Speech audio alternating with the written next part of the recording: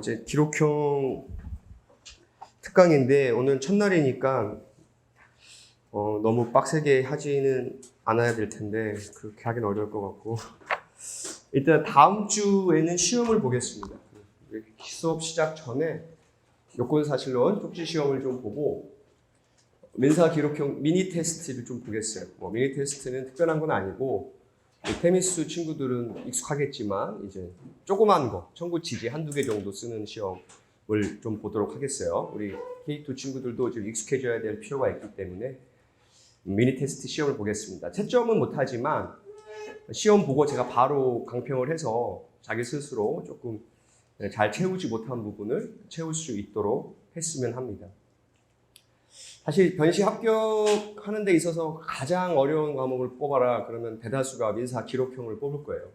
일단 배점 자체도 굉장히 크죠. 175점이고 맞죠? 175점. 그리고 일단 분량 절대적으로 읽어야 할 텍스트가 압도적으로 많아요. 압도적으로 많습니다. 특히 12회 변시처럼 7회 변시나 12회 변시처럼 읽어야 할 텍스트가 많으면 난이도와 상관없이 학생들은 부담스러울 수밖에 없어요. 사실은. 그래서 모르겠습니다. 13회 변시에서도 12회 변시처럼 출제가 될 것인지 아닌지에 대해서는 좀 올해 6파의 신문을 조금 보면서 조금 추이를 지켜봐야 되고 이 기록형 특강 민재실 강의하다 보면 우리가 통상적으로 공부했던 거랑은 조금 다른 느낌을 받아요. 왜냐하면 이게 민사법이 아시다시피 크게 민법, 민소, 상법 이렇게 있는데 거기에다가 특별법으로 가족, 민집 이 정도 되겠는데 아시다시피 민법이면 다 총칙부터 시작해서 그죠? 다음 채권, 물권 이렇게 판대택 법학 체계에 의해서 이렇게만 공부하거든요. 1순환도 그죠? 민소도 보면 관할부터 해서 당사자 다음 1심, 그죠? 다음 소송 종료, 다음 객관적 병합, 주관적 병합, 재심해서 이렇게만 1순환, 2순환 다 공부하죠. 상법도 상총, 회사, 어우, 보험에서 이렇게만 공부하고 가족, 민집도 다 마찬가지인데 민재실은 편제가 이렇게 되어 있지 않아요. 민사 소송 절차에 포커스를 맞춰서 민재시 내용이 진행되다 보니까 맨 처음 나오는 게 아이러니하게도 민사집행법이에요. 왜냐하면 소송의 시작은 보전처분부터 시작하거든요. 그죠? 보전처분부터 쭉 시작해서 마지막도 뭐예요? 민사집행이에요. 왜? 이기면 뭐해? 돈을 받아줘야지. 그죠? 집행. 그래서 이게 편제가 이거랑 달라요. 그래서 공부하다 보면 오늘 알겠지만 솔직히 말하면 혼란스러울 수 있어요. 이거 했다가 막 이럴 수 있어요. 근데 그게 관점의 차이다 이거죠. 우리가 이거를 이렇게 시실로만 했다면 민재실 내용은 이렇게 날실로 가는 느낌이 있어요.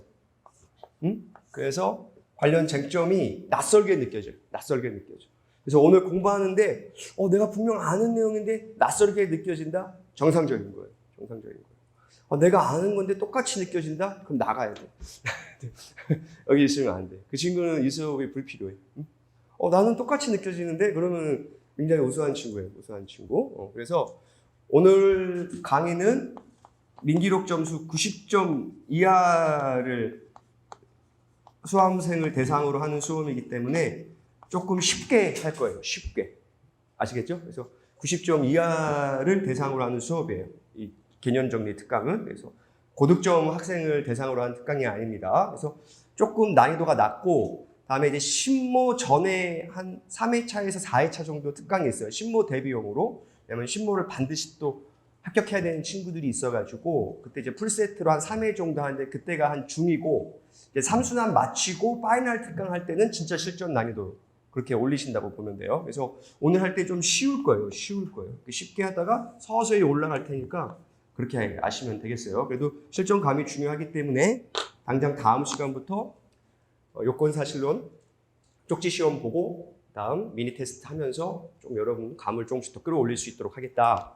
쪽지 시험은 별게 아니고 저 민기록 책 올해판 기준 그 추록은 제가 내일 그 학원 테미스는 엘리베이터 앞에, K2는 5층 앞에 둘 테니까 필요한 친구들 가져가면 되겠어요. 12회 심판 구매하신 분은 당연히 필요 없고, 요건사실론 쪽지시험은 책 기준 11페이지, 12페이지, 13페이지, 14페이지에 있는 요 두 장을 쪽지시험 볼 거예요.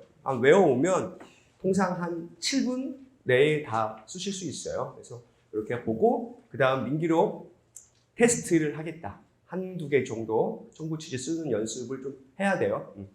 그렇게 이제 수업 전에 그렇게 할 거다라는 말씀을 드리고 싶어요. 그래서 오늘 수업은 이렇게 진행한다고 개괄적으로 말씀드렸고, 첫 시간이니까 제 책 3페이지 한번 볼까요? 3페이지 보면 이 책은 변호사 시험 민사 기록형만을 염두에 둔 수험서예요. 그래서 제가 말씀드렸죠. 서두 90점 이하 학생을 포커스로 오늘 강의하는 거예요. 잘하는 친구들 대상으로 하는 게 아닙니다. 그렇기 때문에 이 책은 민사기록형 1회차를 3시간 만에 풀어내기 위한 디딤돌 단계에서 필요한 책으로 서술했어요. 아시겠죠? 그래서 기록형 문제에 대한 연습 자체가 부족한 분들에게 도움이 되는 책을 만들어야겠다는 생각으로 출간한 거기 때문에 기존에 밖에서 살 수 있는 그런 책이랑 달라요. 암기에 필요한 사실이 나열되어 있거나 그렇지 않아요. 이건 오로지 연습을 위한 책이에요. 연습을 위한 책. 그래서 제가 이제 이 큰 목차를 한번 봐주시면요. 바로 앞에요. 서론 보면 이제 이 책에 대한 개괄적 설명을 하고, 다음에 서론에서 이제 민사기록형 해결의 기본적인 구조가 있어요. 다음에 이제 당부의 말씀이 있고, 형식적 기재사항, 다음에 기출된 소송물을 정리하고, 본론이 제일 중요한데, 본론이 요건사실론에 기재된 청구권과 요건사실론에 기재되지 않는 청구권으로 나눠놨죠. 이렇게 나눈 책이 아마 저밖에 없을 텐데, 우리가 이제 3회차, 4회차 때 하는 강의 있죠. 그래서 민사재판 실무 1의 뒷부분 보면 요건사실론 책이 있죠. 요건사실론. 옛날에 사법연수원에서는 이 요건사실론 책이 제2편이 따로 있었어요. 조그맣게. 근데 이제 로스쿨 민재실 하면서 제1편과 제2편을 붙여놓은 거예요. 그래서 제1편은 과거의 민사실무 1이고 제2편은 과거의 요건사실론이었는데 그 제1편과 제2편을 합쳐서 이렇게 하나로 강의를 하기 시작한 거고요. 근데 이 내용이 너무 많죠. 방대하고. 그래서 교수님들이 PPT로 만든 자료가 강의 노트예요. 이 강의 노트. 그래서 교수님들이 민재실 교수님들, 사법연수원에 있는 현직 판사들께서 이걸로 가르치기 너무 강의하기 힘드니까 PPT 자료를 만든 게 강의 노트인데, 우리 변호사 시험에서 굉장히 중요하게 봐야 될 부분은 강의 노트에서 매년 추가하는 판례들이 있어요. 참고해서 이렇게. 올해도 이따 제가 보여드릴 텐데 그 판례를 변시에 매년 내요. 매년. 올해 30점짜리 민소 사례 문제가 여기 민재실 강의 노트에 참고로 했던 그 판례예요. 그래서 강의 노트에서 참고로 추가되는 판례는 수험적으로 매우 유의미한 판례예요. 아시겠죠? 그래서 기본 골격은 저랑 같이 하되 또 수험적으로 중요한 판례들이 있어요. 그런 거 같이 확인해 보면서 여러분이 봐도 이건 나오겠다라고 보이는 판례들이 있어요. 그게 나옵니다. 그게 나와요. 왜냐면 민재실 강의도 엄연히 로스쿨 정규과정이고 정규과정을 성실하게 이행했는지에 대해서는 반드시 측정을 해요. 그래서 변호사 시험 출제위원을 보면 민재실 교수님이 반드시 들어요. 반드시 들어요. 25개 로스쿨에서 교수님들이 다 할당하잖아요. 어디 로스쿨 갈지. 그죠? 그러면 그 교수님들이 가령 예를 들면 6명이다. 그러면 절반이 반드시 그의 변호사 시험 출제에 들어갑니다. 너무 당연한 거예요. 학생들 가르쳤기 때문에 정확히 가르쳐 줄 수 있어요. 그래서 심지어 내가 뭘 낼 거다 이렇게 말씀하시는 교수님들도 있어요. 민재실 수업 시간에. 내가 들어가면 이거 꼭 낼 거야. 그리고 꼭 내요. 실제로. 그래서 우리가 대충 감을 잡을 수가 있어요. 민재실에서 요런 게 나오는구나. 그래서 그런 걸 감을 잡고 또 이제 이 공부에만 익숙해져 있기 때문에 이렇게 세로로 공부하면서 나의 공부 방향이 맞구나. 내지는 이게 민재실에도 나오는 판례인데 내가 모르구나. 그럼 빨리 그 부분을 채워야 되는 거예요. 그리고 내가 얘기했지만 아는 판례라고 하더라도 보는 관점에 따라 느낌이 달라요. 느낌이 다르죠. 그게 민기록을 못하는 가장 큰 이유예요. 사실 민기록 항변 변호사 시험 끝나고 냉정히 봐봐. 내가 정말 모르는 항변과 모르는 판례는 없었어요. 다만 그게 처분 문서로 나왔을 때 내가 소송문을 찾아서 제대로 대응할 수 있느냐, 이거는 시험 들어가기 전주까지 연습을 해줘야 돼. 응? 그게 내가 신림동에서 살아남은 이유야. 응? 진짜. 응? 최초 내가 강사 데뷔할 때부터 학생들 내가 보니까 고원장님도 12월 달에 애들 혼자 공부하는 게 내두라는 거예요. 내가 봤을 때는 아니거든. 혼자 놔둘 애들이 아니에요. 내두면 큰일 날 것 같던데. 그래가지고 마지막까지 끌고 가니까 실력 발휘를 하는 거예요. 왜냐면은 시험이 자꾸 떨어지면 12월 달이 제일 문제예요. 지금은 문제가 안 돼. 지금은 비를 뚫고라도 오지만 12월 달에 눈 오면 안 와. 12월 달에 가진 핑계로 안 와. 추워요. 바닥이 미끄러워요. 갑자기 안 걸렸던 코로나에 걸리기 시작하고 막 이러면 안 돼. 12월 달에 지금 옆에 있는 앉아있는, 이 새끼가 나와? 그럼 나도 나와야지. 이게 중요해. 그걸로 시험 전주까지 붙으면 자기 실력 이상 폼이 나와요. 근데 한 12월 3주부터 혼자 공부한, 이 제일 위험한 놈이에요. 혼자 공부해서 될 놈이면 진작에 됐어요. 혼자 공부해서 공부할 놈이면 베르타스의 존재를 몰라. 내 이름도 몰랐을 수 있어. 근데 혼자 공부해서 안 되기 때문에 12월 말까지 달라붙어줘야 돼. 서로 힘들지만 그게 가장 중요합니다. 가장 중요해. 아시겠죠? 그래서 그걸 잘 따라오면 제 커리어에 가장 중요한 게 사실 기록형이고 또 변시 합격에서 가장 중요한 게 민사 기록이에요. 사실 민사 기록이 막 120점 맞고 떨어진 사람 봤어요? 진짜 단 한 번도 보지 못했어요. 단 한 번도. 여기 냉정히 내가 봤을 때 점수 딱 평균 내보면 87, 6 이렇게 나올 거예요. 86에서 87. 나는 그 이상인데 그렇게 월등히 높지는 않을 거예요. 거기서. 정확히 하면 86, 87인데 그렇다고 해서 전혀 내가 있잖아. 합격하는데 전혀 지장이 없어. 응? 내가 누누이 얘기했잖아.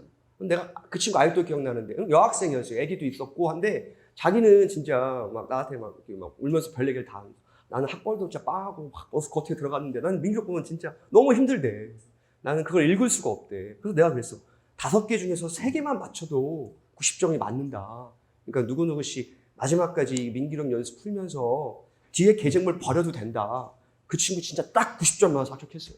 딱 90점. 농담이 아니에요. 딱 90점. 자기 너무 행복해. 애기랑 노는데 너무 행복해. 오히려 막 130점 맞아야겠다는 그런 자세로 들이대다가 하나도 못 푸는 거예요. 그냥 하나 정도 버려도 합격하는데 지장 없어요. 오히려 그렇게 편하게 마음 먹고 내가 2-3개 정도는 확실하게 잡는다. 그러죠? 나머지는 걸리면 땡큐고 그러면 120점 간다니까? 그러면 막 70점 맞았다가 120점 맞으면 막 울면서 전화 오는 거예요. 막 한 과목을 만들어줬다고 막 이러면서. 50점이 올랐으니까.